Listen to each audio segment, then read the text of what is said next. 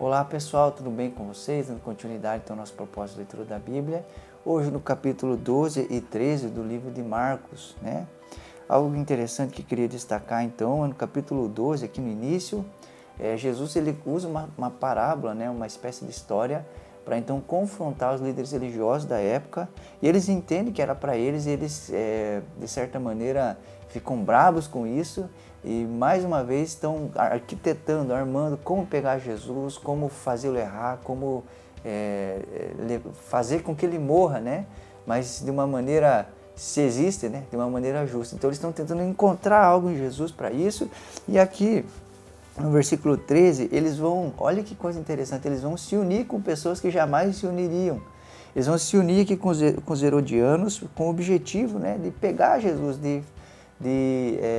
que Jesus errasse em algo, porque tivesse algo para dizer sobre Jesus, né? E isso me levou a pensar, pelo que nos unimos? Né? Será que nos unimos para fazer o bem ou nos unimos para fazer o mal? Será que nos unimos para promover as pessoas ou para rebaixá-las? Será que nos unimos, às vezes, lá no nosso trabalho, né? Para, de alguma maneira, falar mal de alguém, armar ciladas, fazer com que pessoas sejam mal vistas, né? Denegrir a imagem deles, ou nos reunimos para coisas boas, para bons objetivos, bons propósitos? Isso é algo importante de se pensar, porque se tem uma coisa que nós vamos fazer é nos reunir, é nos unir, né? Seja na nossa casa, na nossa família, seja na política, né? De alguma maneira nós sempre vamos ter um lado, nós sempre vamos estar mais próximo a certas opiniões. Então, algo importante, pelo que nós vamos nos reunir? Para fazer a vontade de Deus, o que Ele quer e deseja, ou para de alguma maneira ir totalmente contrário a isso, e às vezes até causar mal às pessoas, né? Isso é algo importante de se pensar. E a outra coisa aqui é que a bajulação é algo que parece ser tão bom, mas é algo assim que com certeza é algo mal, ruim, e que pode destruir pessoas, né? Os homens tiveram vários embates com Jesus, mas agora eles chegam de uma outra maneira. Eles dizem assim: mestre, sabemos como o senhor é honesto, é imparcial e não demonstra favoritismo, ensina o caminho de Deus de acordo com a verdade. Agora diga-nos, é certo pagar imposto a César ou não? Devemos pagar ou não? Olha, olhando as palavras, são palavras bonitas e poderiam encher a bola de qualquer pessoa, mas Jesus, conhecendo o coração deles, olha o que Jesus diz. Jesus percebeu a hipocrisia deles e disse: por que vocês tentam me apanhar numa armadilha? Olha que coisa interessante. Vou dizer algo a você: é muito melhor a correção do que a bajulação. É muito melhor, às vezes, a palavra dura do que a palavra que, de certa maneira, quer passar as mãos nas nossas costas, né? Porque às vezes até por trás de palavras bonitas há hipocrisia, né? Então nós temos sempre ficar atento com isso, para que essas coisas não nos façam tropeçar, porque esse era o propósito desses homens, fazer Jesus tropeçar, errar. E Jesus vai dizer algo interessante aqui. De quem são a imagem e o título nele gravados? De César, responderam. Então, deem a César o que pertence a César e deem a Deus o que pertence a Deus. Disse ele, e sua resposta os deixou muito admirados. Olha que coisa interessante. Uma vez eu vi um pastor dizendo assim, olha, dê a César o que tem a cara de César e dê a Deus o que tem a cara de Deus, né? Aquilo que a gente oferece a Deus tem a cara dele, tem o jeito dele, né? Outra coisa é, o que é de Deus? Essa é uma pergunta importantíssima. O que é de Deus, né?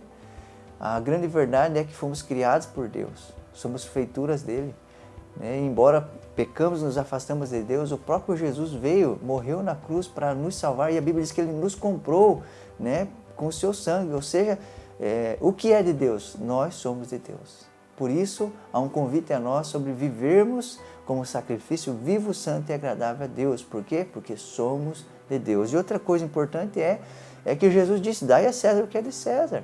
Existe o governo humano, existem leis, existem regras, existem pessoas que foram levantadas por Deus, né, para gerir esse mundo, e nós precisamos se submeter a essas coisas, né, enquanto elas caminham por aquilo que Deus quer e deseja, né? Os bombeiros, os policiais, as instituições não são coisas ruins e más, são coisas que o próprio Deus instituiu e Jesus está afirmando isso. O apóstolo Paulo vai dizer, né, sobre a submissão às autoridades. Nós precisamos entender essas coisas, né?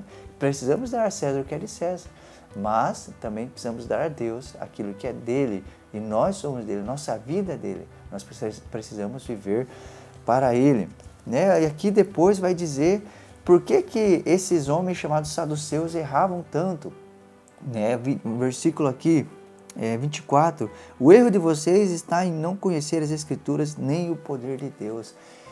Esses saduceus, eles chegam com uma pergunta hipotética, né, sobre a ressurreição dos mortos. Por quê? Porque eles queriam pegar novamente Jesus em algo, e eles eram homens que não acreditavam na ressurreição dos mortos, na vida vindoura. Eles não acreditavam em recompensas eternas e juízo. Eles não acreditavam nessas coisas. Eles eram homens extremamente materialistas que viviam pelo aqui e o agora. E olha que coisa intrigante, eles eram líderes religiosos, sacerdotes que deveriam ensinar o povo, estavam desprezando parte das Escrituras que era tão importante, que tem a ver com a vida eterna, que tem a ver com o juízo, que um dia vamos prestar conta a Deus. Quero te fazer uma pergunta: como se vive sem pensar nessas coisas? Como se vive desprezando uma porção das Escrituras que é tão importante e que alegra o nosso coração, a nossa alma, que nos traz esperança de dias futuros, numa eternidade ao lado de Jesus? Como se vive pensando só no aqui e no agora? Quero dizer a você, não erre por não conhecer as Escrituras, e não erre por não conhecer o poder de Deus. Deus é poderoso para nos ressuscitar dos mortos. Deus é poderoso para manter-nos vivos mesmo depois de morrermos. A Bíblia chega a dizer: aquele que crê em mim, ainda que esteja morto, viverá. E é isso que diz sobre Abraão, Isaac e Jacó. Deus não trata eles como alguém que foram, mas como pessoas que estão vivas. E isso é interessantíssimo, isso precisa encher nosso coração, né? Como se vive pensando que não vai prestar conta da vida que tem? Isso é um erro, meus irmãos. A Bíblia diz que todas as coisas estão patentes e nuas aos olhos de Deus e que nós vamos prestar conta a Deus de tudo. E existem vários textos na Bíblia sobre isso.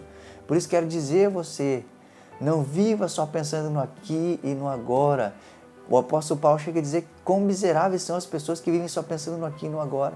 Nós precisamos olhar para Deus, olhar para a eternidade e crer nas Escrituras, e que Deus é poderoso para cumprir elas, e que isso nos motive e nos leve a viver para Ele ainda mais. Capítulo 13, então, vai narrar agora, né, algo muito importante, um trecho das Escrituras que não pode ser menosprezado, que vai falar sobre a vinda de Jesus, e é baseado numa pergunta dos discípulos, que é a minha pergunta e a sua, que tem a ver, aqui no versículo 3, Pedro, Tiago, João e André vieram e lhe perguntaram em particular: diga-nos, quando tudo isso vai acontecer e que sinais indicarão essas coisas estão prestes a se cumprir? Então, quando e que sinais? Isso é importantíssimo. E ele então vai começar aqui sobre falso ensino, sobre que virão muitos em meu nome, vai falar aqui sobre guerras, rumores de guerras, né? Ele vai falar sobre várias coisas, sobre fome, e ele vai então chamar isso de, ele vai de certa maneira começar a chamar isso de princípio das dores. E aí então ele vai começar aqui a falar agora no versículo 14, chegará o dia em que vocês verão terrível profanação no lugar onde não deveria estar. Leitor, preste atenção. E aí, essa é uma outra parte, então, sobre a volta de Cristo, ou sobre os finais dos tempos, né? Então, começa com princípios das dores, que são os dias que estamos vivendo. Eu e você temos visto essas coisas: pandemia, fome, peste, terremoto, cada vez menos espaçado de tempo. Antes acontecia um lá de vez em quando, agora toda hora você vê isso, rumor de guerra. Então nós estamos vivendo esse chamado princípios das dores, mas está para se iniciar então um princípio chamado de grande tribulação, onde tem a ver com o governo do anticristo sobre a terra, e vai dizer que vai ter, aqui no versículo 19, pois haverá mais angústia naqueles dias que em qualquer outra ocasião, desde que Deus criou o mundo, e nunca mais haverá angústia tão grande. De fato, se o Senhor não tivesse limitado esse tempo, ninguém sobreviveria, mas por causa de seus escolhidos, Ele limitou aqueles dias. Olha que interessante. Então, é necessário entender algo. O início das dores começa com coisas meio que gerais e vai se afunilando cada vez mais com ódio para com o povo de Deus. E aqui se levanta então o anticristo e começa um tempo ainda mais intenso, e ele vai dizer que os escolhidos estarão ali. E se esses dias não tivessem sido abreviados, né, não restaria ninguém, ou seja, o povo de Deus passará por dias difíceis e complicados, e que dias que nunca aconteceram ainda e que nunca acontecerão. Mas algo que enche o nosso coração de esperança é que também fala sobre a vinda do Filho do Homem. Então todos verão o Filho do Homem vindo nas nuvens com grande poder e glória, e ele enviará os seus anjos para reunir os seus escolhidos de todas as partes do mundo, das extremidades da terra, das extremidades do céu. Agora aprendam a lição da figueira. Quando surgem os seus ramos e suas folhas começam a brotar, vocês sabem que o verão está próximo. Da mesma forma, quando virem todas essas coisas, saberão que o tempo está próximo à porta. Ou seja, ele de certa maneira fala mais ou menos assim: olha, quando vocês verem essas coisas acontecerem, fique atento, fique esperto, porque as coisas estão próximas de acontecer. E eu e você temos presenciado, estamos em um ano de pandemia, um vírus que varia a todo tempo, pessoas morrendo como nunca, né? São sinais da volta de Cristo, são sinais de que Jesus breve virá, e isso precisa nos levar a fazer algo. E o texto vai dizer aqui no versículo 32, contudo, ninguém sabe o dia e nem a hora em que essas coisas acontecerão, nem mesmo os anjos no céu, nem o Filho, somente o Pai sabe. E uma vez que vocês não sabem quando virá esse tempo, vigiem, fiquem atentos. É isso que nos cabe fazer nesse tempo. Não adianta deixar para se preparar para essas coisas em cima da hora. Precisamos nos preparar desde já, entender que não virão dias melhores, mas virão dias difíceis e complicados, e que nós como igreja precisamos estar preparados por isso, né? E há uma marca de ódio para contra o povo de Deus, perseguição. Você vai ver várias vezes nessa porção das Escrituras falando fuja, fuja, fuja.